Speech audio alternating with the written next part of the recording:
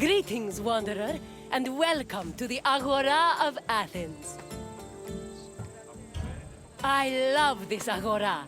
Where else could you find a common fish merchant and an extravagant jewelry seller within a few feet of each other?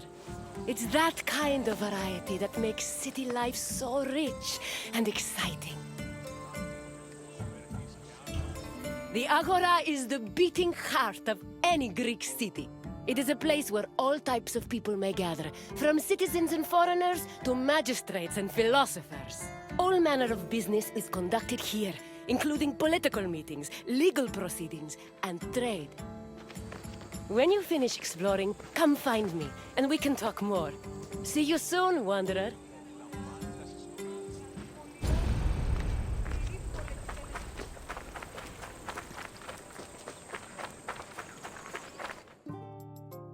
The Agora was the civic center of Athens, but it wasn't only frequented by politicians and city officials.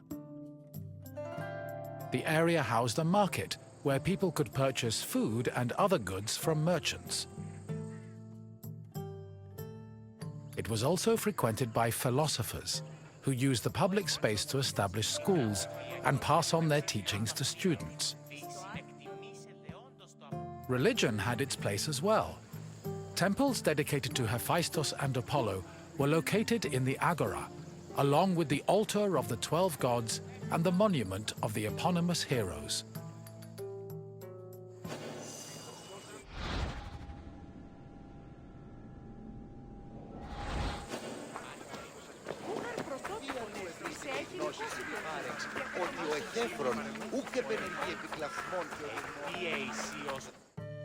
The painted stoa, or stoa poikile, derived its name from the panel paintings on its wall.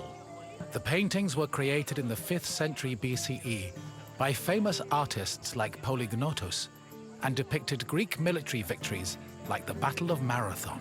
The stoa served as a public meeting place for citizens, but it was especially popular with philosophers who used the space to pass on their teachings. In 301 BCE, the philosopher Zeno of Kition chose the Stoa Poikile as the location for his school of philosophy, the appropriately dubbed Stoicism.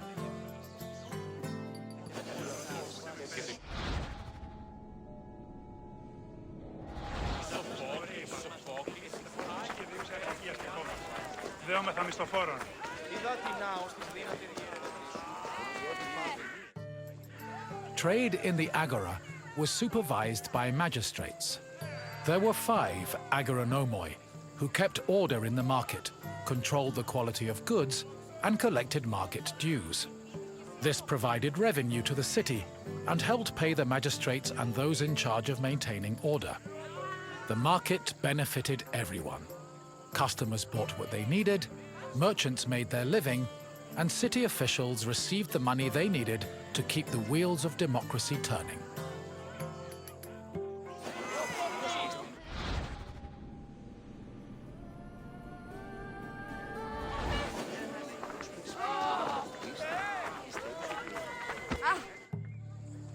The original Temple of Apollo Patrous was built around 535 BCE by Pisistratos, but was destroyed by the Persians during their invasion a few decades later. It long remained in ruins, except for the altar, which was left standing as a reminder of the Persian sacrilege. Eventually, a new temple was built in the 4th century BCE. Inside was a statue made by Euphranor, the same artist who painted in the Stoa of Zeus. The temple held special significance in Athens, as it was connected to the origin of the city's people. The name Patros, meaning fatherly, referenced the belief that Apollo was the father of Aeon, founder of the Aeonian Greeks, from whom all Athenians are descended.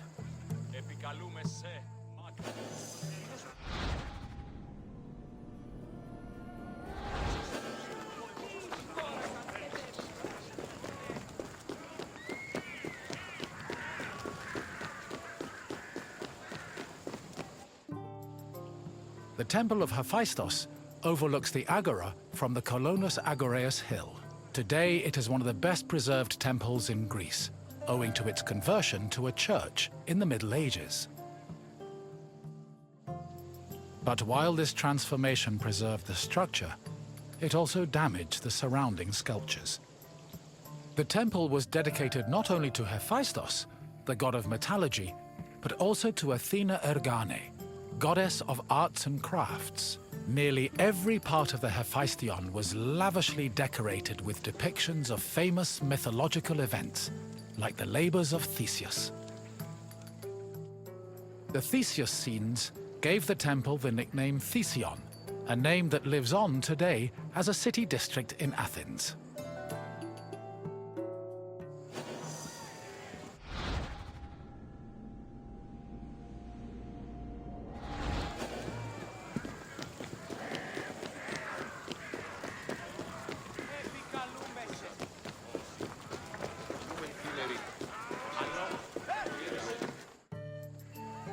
The Bouleuterion was another building in the Agora that contributed to the democratic process.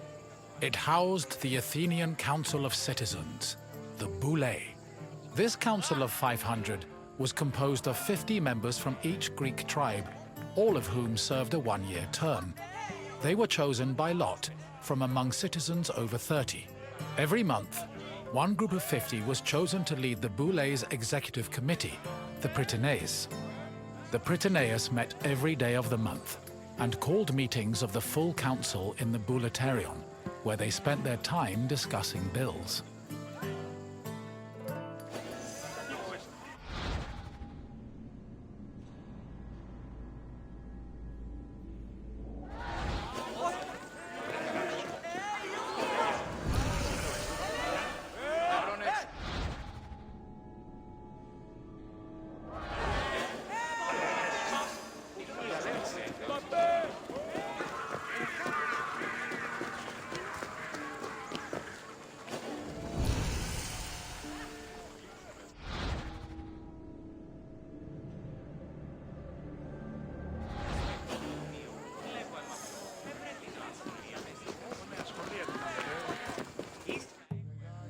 The Prytaneon was one of the most important buildings in the Agora, as it was the headquarters of the Prytaneis.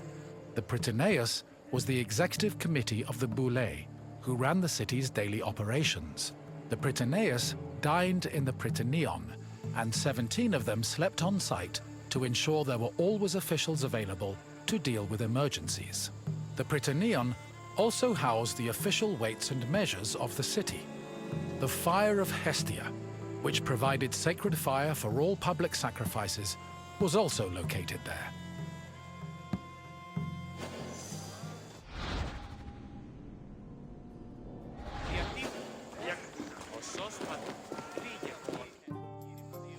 The Heliaia was the most important court in Athens and was presided over by a group of judges called Heliasts. Judging was a regular part of an Athenian citizen's life, with trials happening almost every day. Heliasts were chosen randomly based on two factors. First, that they were on the official list of 6,000 potential Heliasts. Second, that they were present at court on the day of the trial. A stipend of 2 obols was established by Pericles to compensate for the loss of work while on Heliast duty, and also to encourage participation in the judiciary process.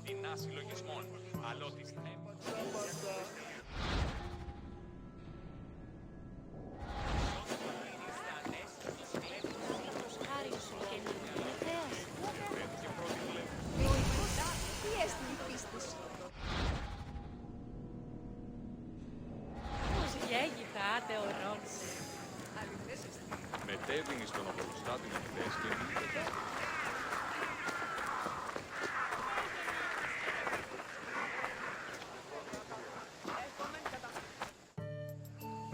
In the Agora, an Athenian could buy and sell many different products. The permanent retail market was divided into sections according to the category of merchandise. Merchants and craftsmen who worked in the market could be citizens, foreigners, or even freed slaves. They sold everything from food and clothes to jewelry and slaves. With so much variety, competition was fierce, and that competition helped regulate the market's prices.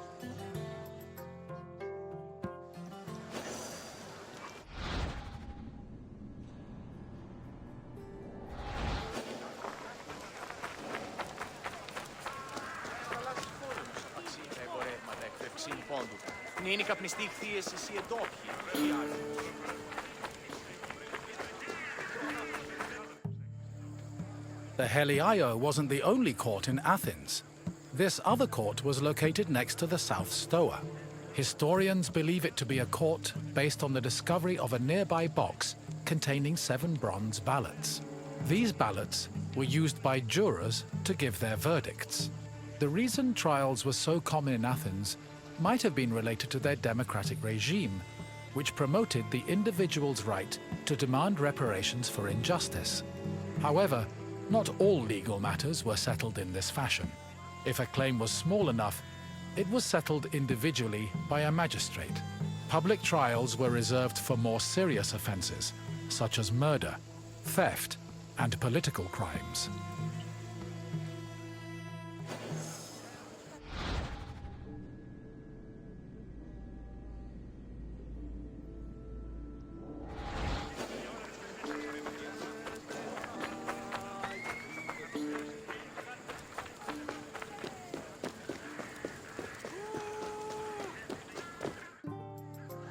The mint was where the city made its coinage. It is believed that Athens' mint was in the city's agora, as modern excavations have turned up small disc-shaped pieces of metal used to make coins. Much of the silver required for minting coinage came from the Lavrion silver mines. Athens was so dependent on the mines that when they lost them during the Peloponnesian War, the city was forced to melt down a gold statue of Athena to mint gold coins and avert a monetary crisis.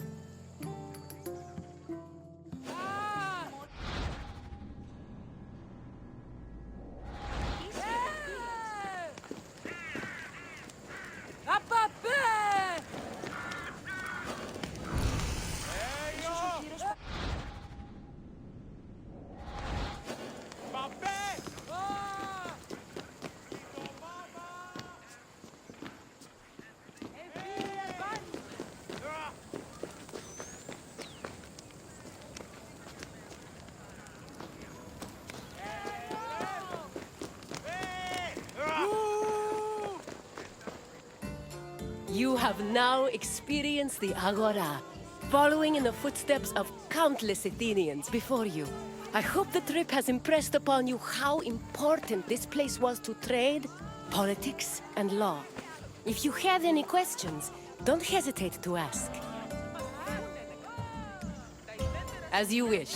Let's see what else Greece has in store for you.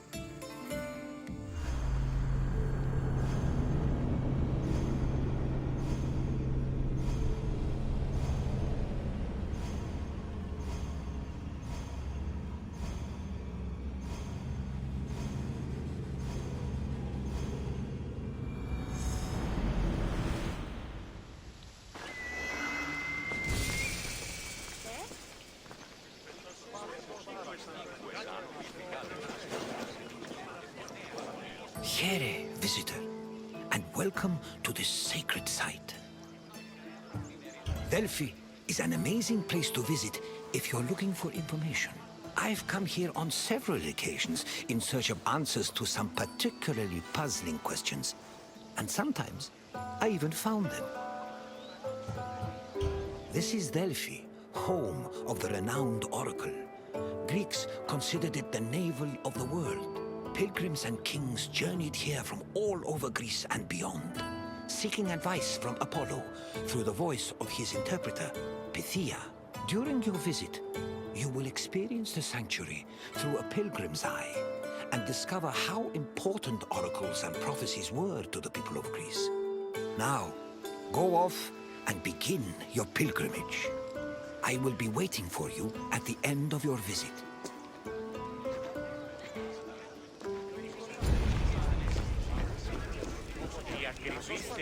On their journey to the Temple of Apollo, pilgrims walked this sacred path up Mount Parnassus. The summer sun beat down hot on their backs. Along the way, they took in the magnificent monuments, treasuries, and statues that adorned the road. These landmarks were tokens of people's reverence for the oracle's benevolence.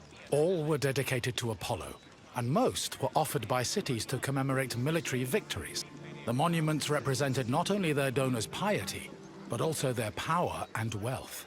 The sanctity of Delphi has endured to the present day, and visitors still take this very same route.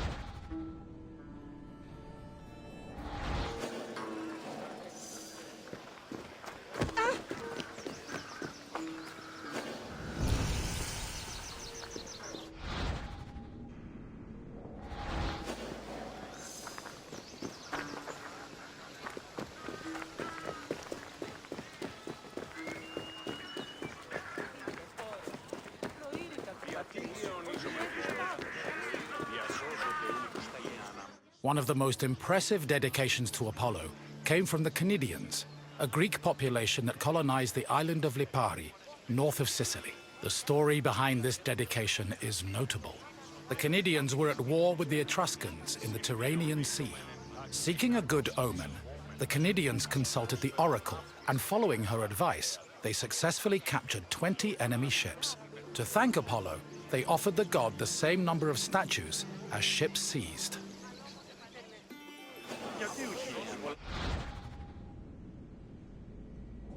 Η ακριβής τελείωση ούτε αισθημισμός μάλλον το θορυβεί και αγνοούνται εννοήσεις σαν κλεισμόνες.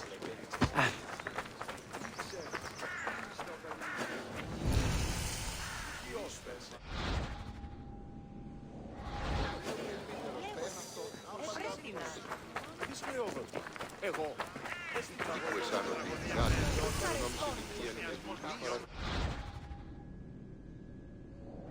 όσοι είναι τα τρικόα έσονται του ανδρός της.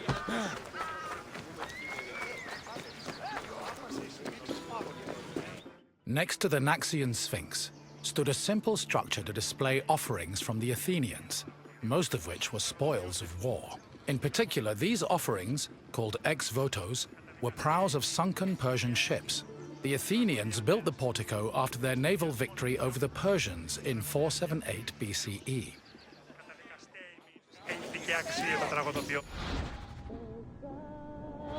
Η τραγωδία διαφθείρει τους νέους και ούτε καταμαλώνει. Τραγωδία ανέρεσης εστί. Εστιμιασμός λυκειόμενος.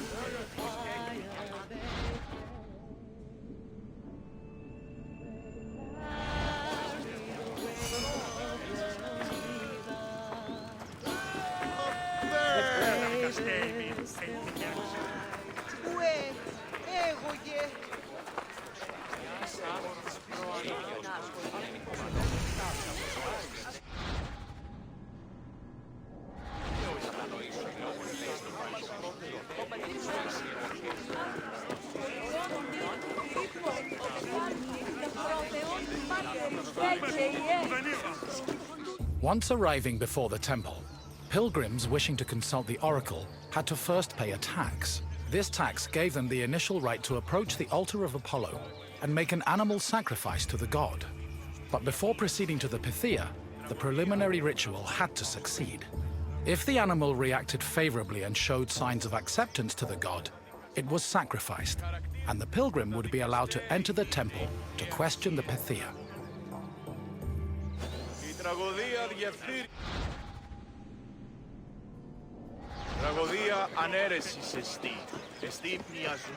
At last, we arrive at the Temple of Apollo, where the oracle relayed her prophecies. The temple was the final destination of those seeking an audience with the Pythia, and its appearance matched the majesty of its purpose.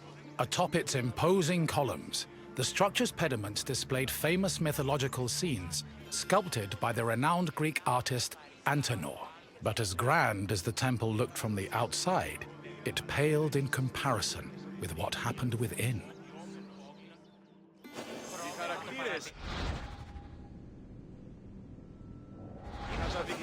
είναι η όρηση, το γίγνωση και το... Prophecies were given in the most restricted part of the temple, the adytum, by a chaste woman known as the Pythia. Before delivering prophecies, she first purified herself with water, then burned laurel leaves and barley flour to begin the ritual.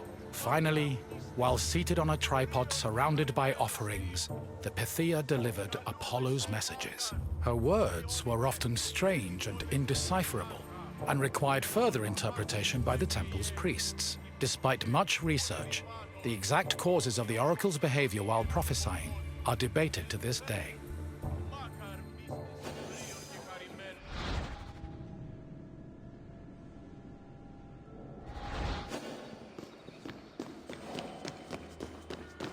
Myths say that while searching for an oracle who could impart their words to mortals, Apollo established a sanctuary on Mount Parnassus. Apollo took over this site by slaying its sinister guardian, the snake-like Pytho.